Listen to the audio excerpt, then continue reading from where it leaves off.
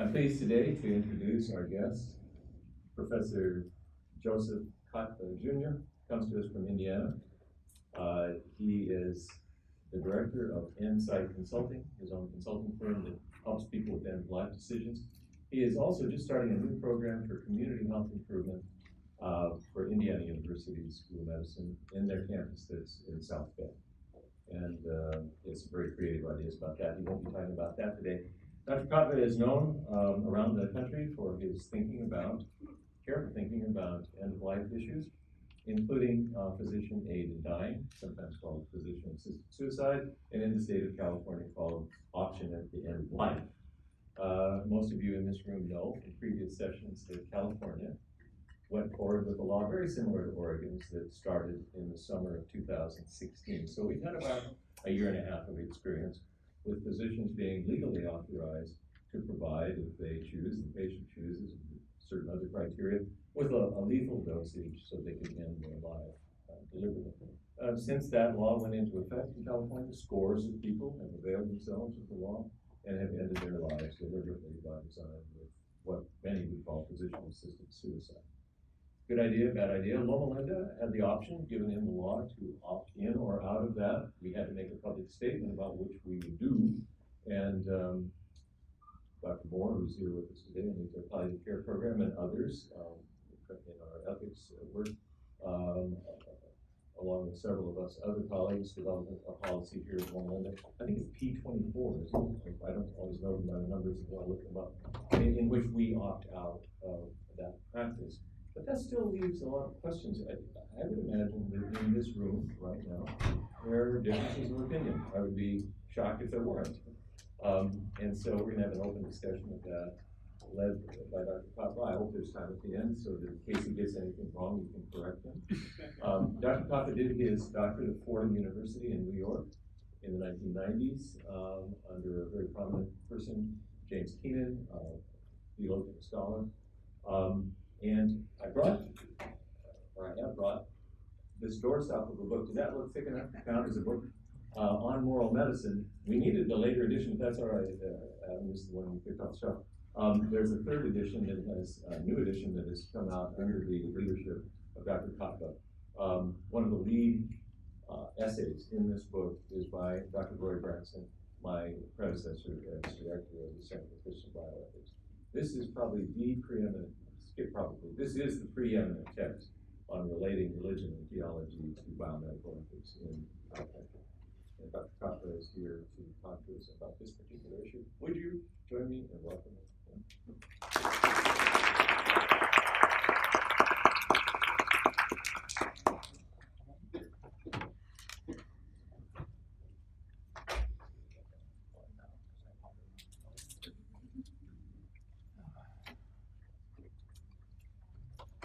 Dr. Winslow should probably have told you the way we know each other is from the Society of Christian Ethics.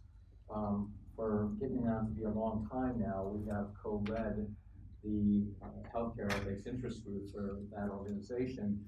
And our interest group meets on a Friday night every year late.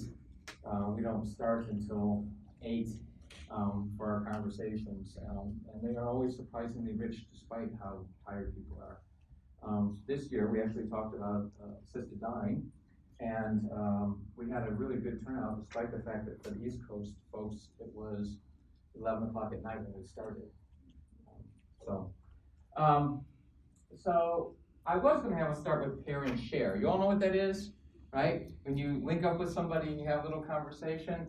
We're not going to do that because of time constraints, but I do want you to know that this question, describe a situation where someone you knew died well. That's actually the question I begin most work in church-affiliated retirement communities. I do some work with them on how do we talk to each other about living well at the later stages of our life, and what does it mean to die well. And it's surprising to me how often what people say about somebody else who's died well, how similar it looks. It nearly always involves things like family, friends, hand-holding, and music. It rarely actually involves dying in their sleep, which, by the way, how many of you would like to die in your sleep? Yeah. That is a completely modern thing, right? That's a completely modern thing. For centuries, Christians prayed not to die in their sleep and to see death coming from a long way off so that they would have a chance to make sure that they were right with everybody and right with God. So people would pray exactly the opposite of what you're hoping for. And interestingly enough, for a lot of seniors, they want to be with their family, they want to be with their friends, they want to be listening to music, they want to have things read to them. These are the kinds of things that, at least more often than not, in church settings they talk about. All right, so I am going to go after autonomy, and I'm going to try and bracket autonomy within some Christian claims at the beginning, then I'm going to attack autonomy a lot, and then I'm going to come back to some Christian claims. But I'm going after autonomy because the backbone of physician-aided dying for arguments on this are always about autonomy. I have a bunch of quotes from Brittany Maynard because Brittany Maynard is largely the reason you all in California have physician-aided dying. Are you all aware of that? All right. She's the one who moved to Oregon supposedly because there was no other way for her to have the kind of death she wanted. And what you'll see is what she said over and over and over again was, this is about choice. These are people associated with Compassionate Choices, an organization that has spent decades promoting physician-aided dying. Again, it's all about choice. It's about autonomy, freedom, and choice. These are academics, philosophers, and again, it's about choice. And now, mind you, they're not saying whether the choice is a good one or not. They're simply saying the good is for people to have choice. Right? There's a difference here. It's not saying that people are entitled to make good choices. It's simply saying that people should be entitled to make whatever choice they want with their own lives. The choice is itself the fundamentally good thing. Okay.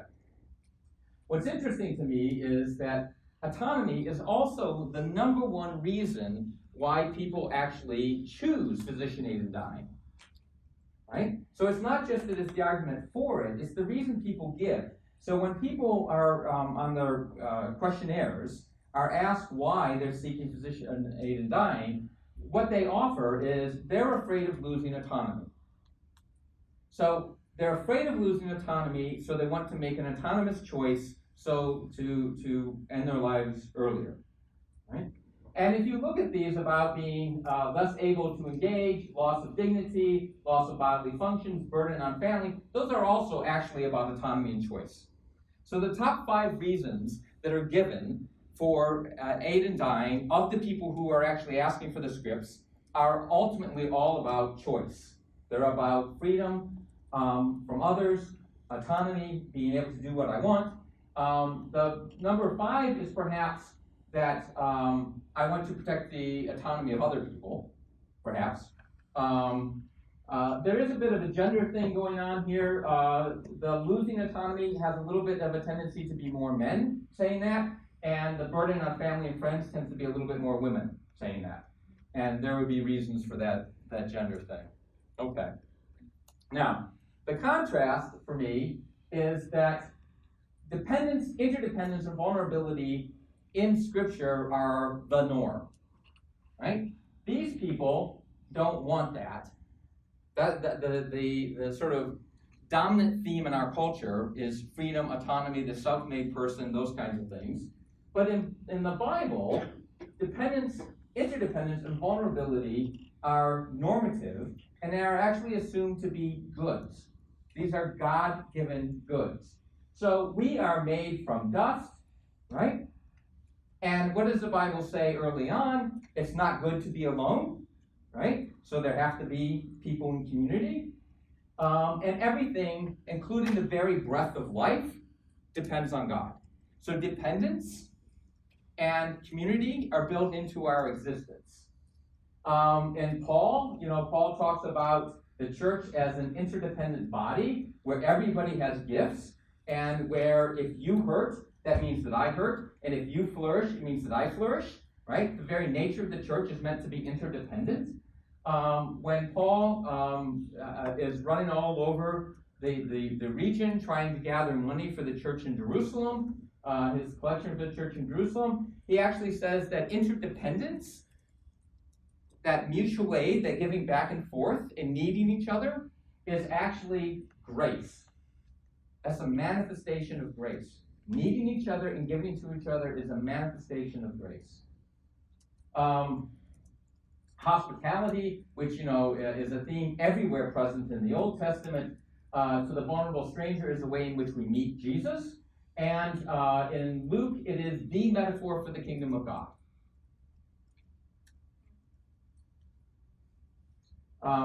If you want to talk about vulnerability, the stories of Jesus and Moses and their births, you've got, I love this fact that in John, Jesus is vulnerable and needs somebody to anoint him, and then he turns around and takes care of the disciples' feet, right?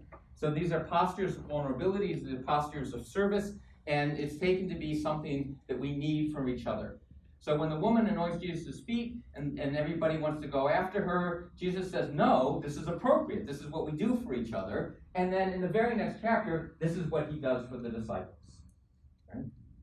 So I just want you to hang on to that tension there. That before I go into sort of the philosophical arguments about autonomy, just recognize that there's something amiss here. That the Christian understanding is that we depend on each other. That vulnerability and need are natural, and that to need each other is God-given. All right.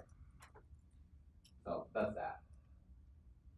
All right, one thing wrong with autonomy. So I have a whole bunch of slides that I'm going to speak way too fast about why arguing for physician-aided death based on autonomy doesn't work. And the first one is the one that if I could, I would spend probably 20 minutes on all by itself, because this one annoys me. And this one annoys me because I teach 100-level critical thinking, and I don't let any student out of 100-level critical thinking not know the difference between liberty and entitlement rights. Right? This is just super basic ethics 101. You need to know the difference between a liberty right and an entitlement right. And for some reason, in the argument about physician-aided dying, these two things are assumed to be the same. So autonomy is a right to be left alone. It's a right of non-interference. So when I'm making an autonomy claim, a freedom claim, my claim is that I should be allowed to do whatever I want, providing that it doesn't harm you. That's a freedom claim. That's an autonomy claim. The problem is that a freedom claim doesn't mean that somebody else is obligated to help you do what you want. Right? That's an entitlement claim. And those are different things. So to say that I want to terminate my life earlier is not the same thing as to say you are obligated to help me do it. So if autonomy could prove anything, and I think there are reasons to doubt this, but if it could prove anything, it would be to the right to suicide, not to physician-aided dying. Physician-aided dying is a social claim. It says that a social organization, social institution, is obligated to help me achieve my ends. That's a very different kind of claim. So there's a kind of leapfrog that's happened here between a right to be left alone and a claim that I have a right to assistance. Those are different things. So that's what these are all saying the same thing. This is a bugaboo for me, because if nothing else, we should at least be able to think clearly together and recognize that something very slippery is happening here in terms of logic and categories and legal categories. And we should also be honest that this slippage, this jump from a non-interference right to an entitlement right, is also asking us to change healthcare in the process. Because healthcare has been, in the West, for a long, long time, concerned with healing, remaining present, protecting and nurturing health. Those have been the internal aims of healthcare in the West. When we talk about physician-aided dying, we're talking about now making helping people end their own lives one of the ends of medicine. So this isn't just a category switch. We're actually suggesting that an institution that has played a major role in Western society needs to be changed internally. And it's being done on a category mistake. So enough for my rant about that. Other things about autonomy. We need to recognize that choices, just expanding choices, and again, there's an assumption in especially North American societies that more choices are always better, right? So more channels on TV are always better. Being able to choose between cable and streaming is better. Having more kinds of cars and more kinds of toothpaste is better. Having 16 different ED drugs is better. I don't know. I mean, the choice is somehow always better. Well, we need to be honest that expansion of choice isn't sort of automatically better.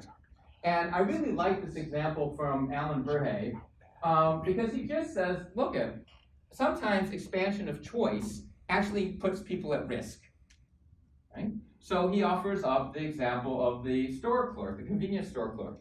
You know, almost any convenience store you go into has a little sign that says that the person working there can't get into the safe, right? And the reason they have that sign there is to protect the clerk. You can give the clerk access to the safe. That expands the clerk's options. It also makes the clerk much less safe because it makes them much more likely to be robbed, right? Expansion of choice, and that's just an example, but the point here is that expansion of choice often actually increases risk. And we should be honest about that. Secondly, adding choices often also eliminates choices. And I like this example about the dinner invitation because you invite me to dinner and that increases my choices, right? Because now I have the choice of whether I'm going to eat at home or I'm going to go out with you, so you've increased my choices. But what's also happened is now I don't have the choice of not eating with you without hurting your feelings or offending you, right? Right? So you've expanded my choices, but you've also curtailed them simultaneously. And that's important because we need to be serious about whether or not the expansion of choice to aid in dying isn't also going to limit choices, and specifically limit the choice of not needing to justify my continued existence. Right? Now, this isn't a huge problem right now, but the more states that do it, the more people that are utilizing it, the more we have to worry that when people are elderly and frail and consuming resources and asking a lot from their families or asking a lot from society, if they're not going to feel like they need to justify continuing to go on and making all those demands of other people, it's really not all that different from my saying, I'd rather not go to dinner. All right. Another thing about autonomy. One of the things about choices is that often choices become socially enforced. And this is an extension of what I just said about the possibility of having to justify oneself for not using physician-aided dying. So CPR is my first example because this is another one of my bugaboos. We do CPR in all kinds of settings where we ought not to be, where the chances of survival to release are very, very small, and most of those people are going to have brain damage. There are lots of settings, like oncology, where we simply should not be doing CPR. It should not be the default, right? But in our society, CPR has become the default. It is actually socially reinforced, and you actually have to go out of your way to stop something from happening that probably ought not to be happening.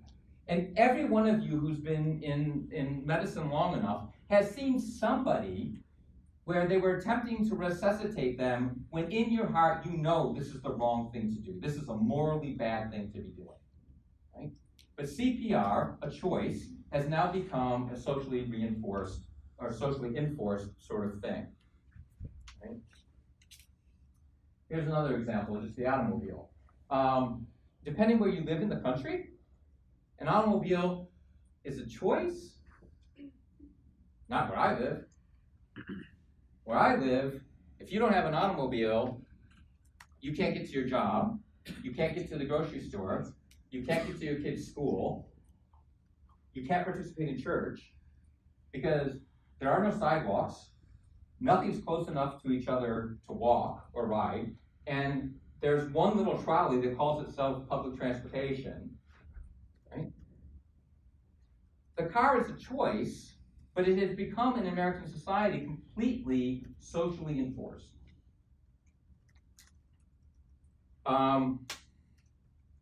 Facebook,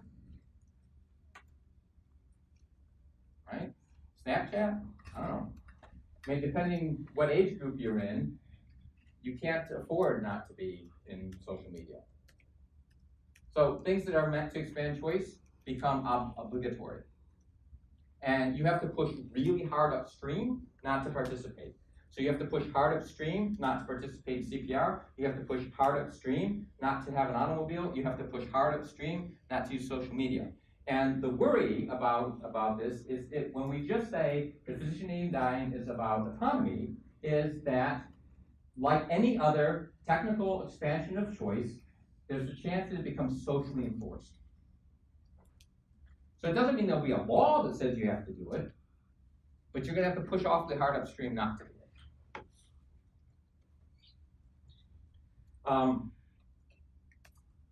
Abortion is choice. We're not here to talk about abortion, and I'm not even here to debate this, except to say that we need to recognize that abortion framed as choice has a lot of unfortunate side effects that are absolutely true, no matter where you think, whether you think it should be legalized or not. I mean, quite apart from the debate, when it's framed as choice, we have a problem that people get pressured into abortions they don't want to have. We know this. We have a problem that people have to justify keeping their children. We have a problem, and this is the biggest one for me, men don't feel responsible for their children because women had a choice. And I suggest to you that the physician aid in dying has a lot of the same kinds of dangers that we're not looking at. All right. We also have the problem of that free choice is frankly just a myth. Very often when this discussion comes up, it's as if people are just hanging in the air, making a choice about what they want to do with their lives. There's a lot of reasons why choices are not free in the sense that usually happens with these discussions. One of my favorite examples actually is that one about medieval swordsmen. I have an acquaintance from college that him and a bunch of his buddies clearly want to be medieval swordsmen. They go out to the park and they practice sword fighting and they make medieval mead and they have all this other stuff that they do. But are they ever going to be medieval swordsmen? Of course not, right? There's no social role for that. You can only make the choices that your society enables, right? There are no such things as sort of totally free choices. He doesn't get to be a medieval swordsman. I've had any number of students from a variety of areas in the two-thirds world where mental health care is not a structural thing. I've had students tell me there's one mental health care facility in their entire country. So telling somebody that they need to go see a therapist is not a choice, right? It's not a socially enabled choice, right? So people don't make free choices, they make the choices within the constraints of their society. They also make the constraints within what they've learned from their families and what they've gotten from their families. So my children, my sons, who are 22 and 25, among the things they listen to is jazz. Straight ahead jazz, John Coltrane, that kind of stuff. They got that from me, right? They go down to New Orleans. I mean, my sons listen to jazz. Most of their peers do not, right? Because this is a family value. This is the same sort of thing. More importantly, for the example, my children also feel absolutely no internal freedom to root for anybody but the Browns. And this is terrible for them, right? Because they don't even remember when the Browns would win. You know? We had a parade in Cleveland last week because we had the perfect season. No wins. Right? No wins. But here's the thing. Every single Sunday of every single year, my children dutifully watch the Browns play football. You know? Because you make the choices that have been enabled by things like your families. Would it be nice if they could go root for somebody else? I don't know. They're my kids. They know better.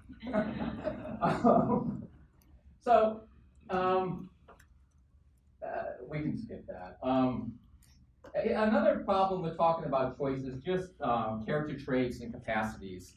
So the thing about choice is that you can only make the choices that you're capable of seeing and enacting.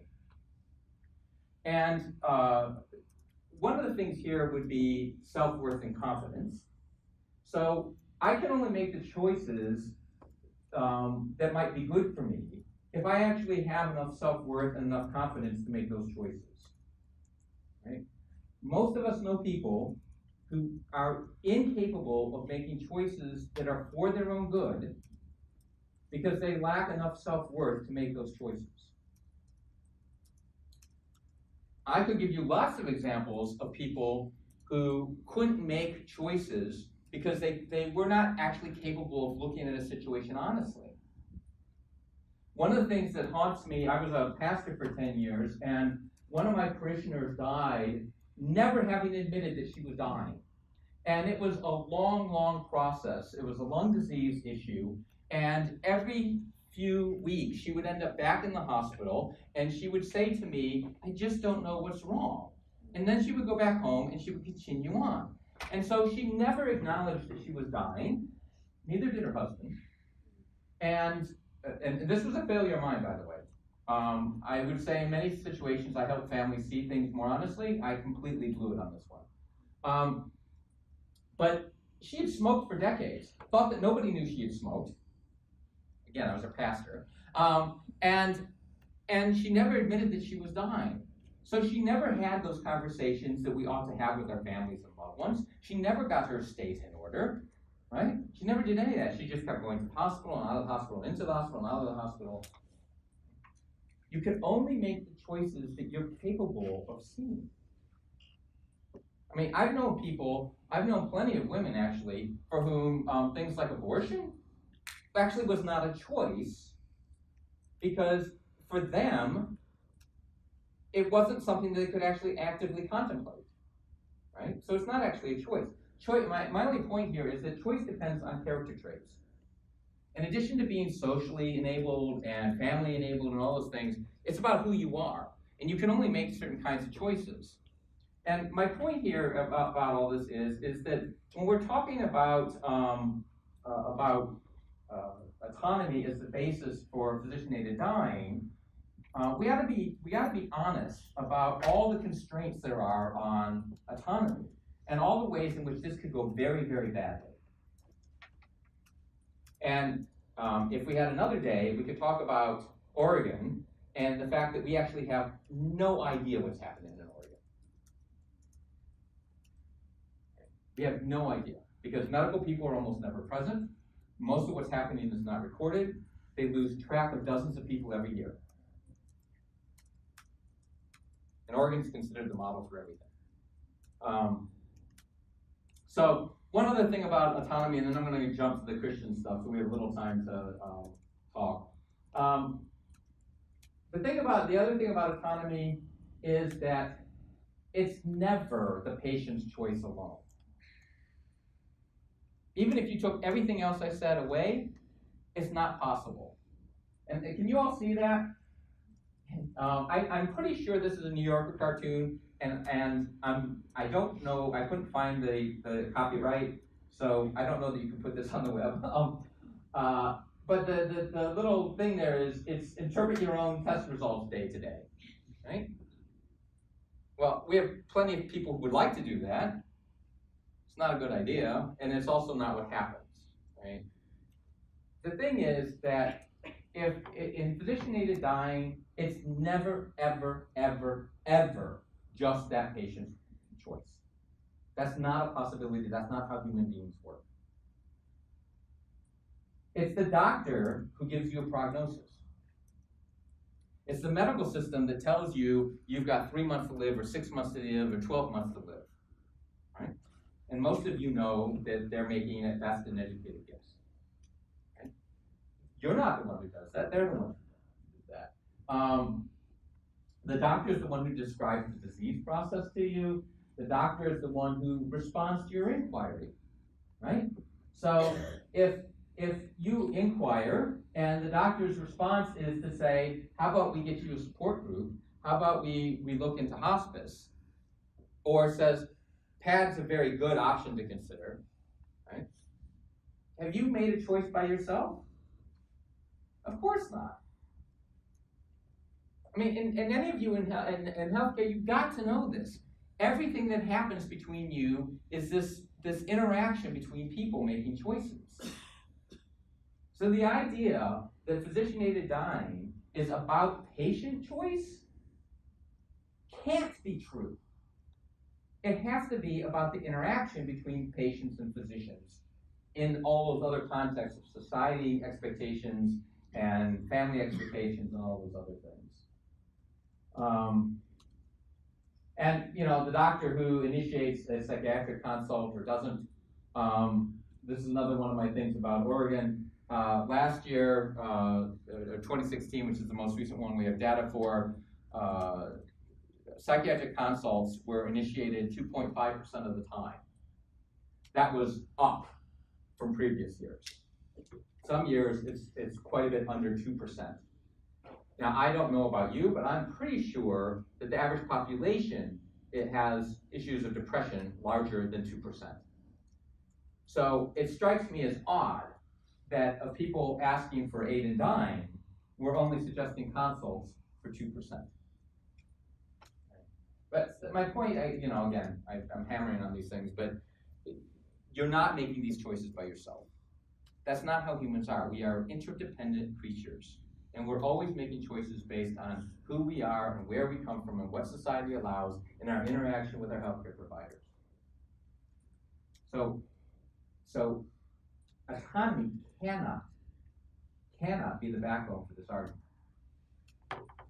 It's an untenable thing. Choice is not self-limiting. So part of the problem here with autonomy is that if the reason to allow physician-aided dying is my free choice, why are we saying that it has to be people who are dying? Right? We've just limited their choice. And in other countries, what has happened is that initial choice about dying turns into people who find life painful or empty or meaningless. In Belgium and the Netherlands now, you can get assisted death it's some term that basically means life is empty. So there needs to be nothing physiologically wrong with you. You're lonely and life seems meaningless.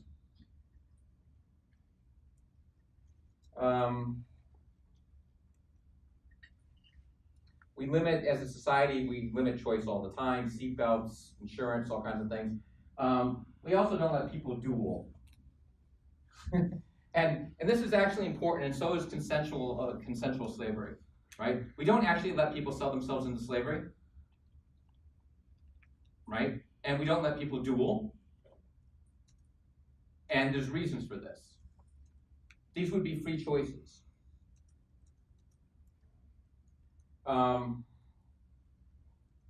PAD shapes physicians. I have way too many slides. What this slide is really about is that physician-aided dying doesn't just shape the people who are choosing it. It shapes medicine and it shapes society. And there are lots of markers of this. In states that have allowed physician-aided dying suicide rates also go up. And they start going up after aid in dying gets legalized. And the studies that have been done, even when you try to level for every other possible care, suicide rates are higher. So we seem to be teaching people that suicide is a good answer for certain kinds of life problems by legalizing assisted dying. We know that it's having some effect on physicians, and there would be analogies that I could draw to things like veterinarians, depending if you want to ask me about that later. But we know that over time, these practices shape physicians. And so we cannot just say that the choice is just about you, because you're shaping other people and you're impacting other institutions. All right, so the Christian stuff, right? I started out by saying aid in dying it cannot be about autonomy from a Christian perspective because we're built to be interdependent and vulnerable.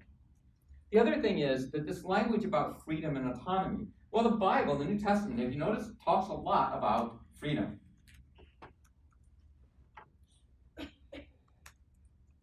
In the New Testament, freedom is freedom from sin and for obedience.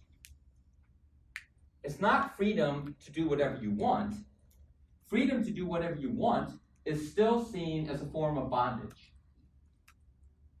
Right? That's bondage. That's still being bound to sin.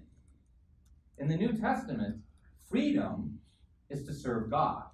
Freedom is to find fulfillment in the things that God has given us to do. So, we are free to become slaves of righteousness, enslaved to God, slaves to one another. And I really wanted to play this for you, but of course, I didn't time things right. Anybody, you all know this song? Can you hear it? Oh, there's no speakers.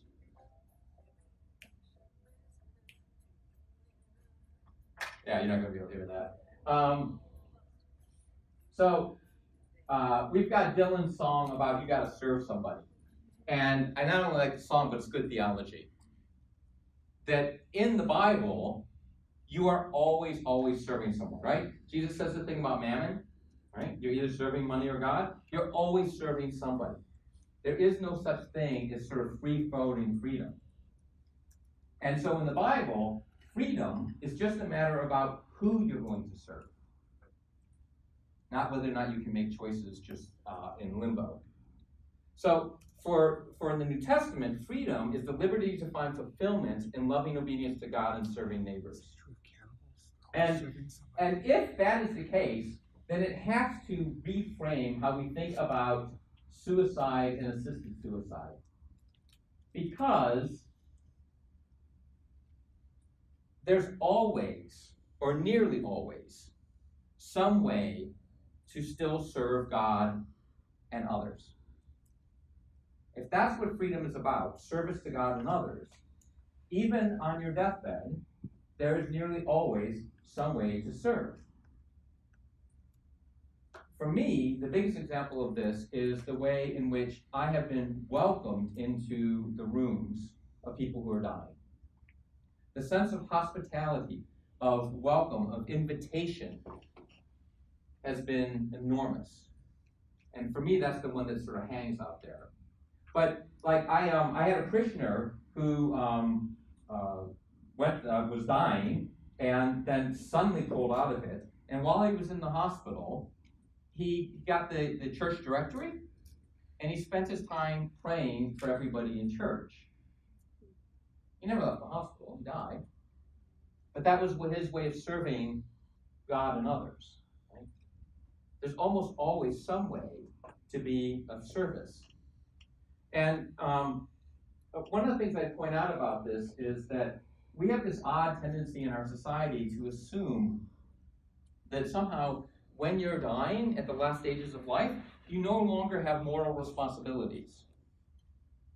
There is nothing in Scripture that lets us do that. There's nothing that lets us say that at retirement age, we're free of responsibilities, or in our last week, we're free of our responsibilities, or something like that.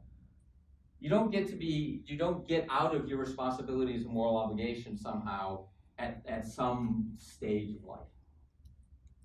That's not a Christian claim that can be made. I actually don't think it's a good social claim, by the way, either, in terms of policy. I think we're doing ourselves a huge disservice. But at least as Christians, it's freedom to serve God and others, and there's no opting out of that. I wanted to talk about virtues because there's this long tradition of thinking about the connections between living well and dying well, and this is part of what I do with retirement communities. And the basic idea here is that the same characteristics that allow us to live well as Christians allow us to die well as Christians, and that part of the way we can learn to die, part of the way we can learn how to live is by thinking about how we want to die. So the question I started with about who do you know who's died well? If you want to have good relationships, you better not wait until the last day of your life. If you want to meet your death with courage and patience, you better not wait to start developing those characteristics to the last day of your life. It's that sort of thing. And in Christian theology, the Christian life is about this sort of continual growth always in characteristics, whether they're humility or generosity or patience, any characteristic that goes along with discipleship. In most traditions, it's called sanctification, that we grow in these things. And because we believe in the resurrection, you don't stop growing in these things at any point in your life. Even dying allows opportunities for growth. There's a lot more to be said, but I'm going to skip all that. I don't think that even when Christians find themselves they feel themselves sort of pushed into a decision for suicide, that maybe their pain really is unmanageable and they find sedation unbearable, I don't think that they're going to ask for aid, at least from society, because they're going to be worried about teaching other people certain kinds of goods that are not goods. But we're going to skip that because I really want to leave some time for discussion. So, yeah. This is probably where we'll leave off, just this. Unlike the desire for total dependence or independence, a Christian vision knows that we're vulnerable and independent and that these things are gifts of God, that freedom is for obedience to God and loving service to others, and even in death there are opportunities to express and grow in virtue. So that whatever our society does, I think there are pretty strong reasons for Christians not to want to participate in physician-aided dying. And that whole middle thing was to say why I think the way our society is engaging in this argument is really misguided. It's just not philosophically defensible.